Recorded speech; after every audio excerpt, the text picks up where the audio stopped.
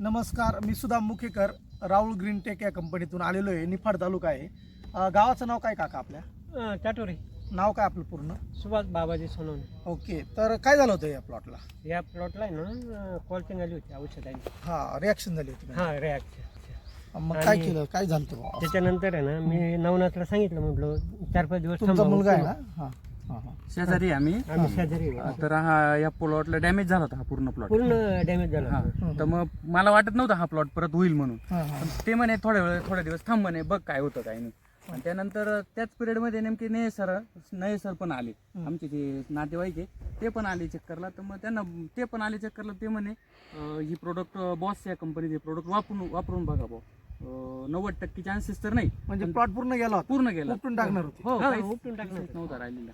उपटून टाकून परत नव्याने लागवड करणार होतो आम्ही. पण नाही सर म्हणे एकदा वापरून बघा, 90% चान्सेस नाही, पण मग 10% चान्स घ्यायला काय हरकत नाही. मग आम्ही नंतर त्याला ड्रिचिंग केली आणि एक स्प्रे वरून दिला. पण रिझल्ट एकदम 100% आले. पूर्ण प्लॉट नावाचा पूर्ण नवा झाला, नवीन पानं फुटली आणि शेंडे पण नवीन भरपूर शेंडे निघाले. किती जबरदस्त.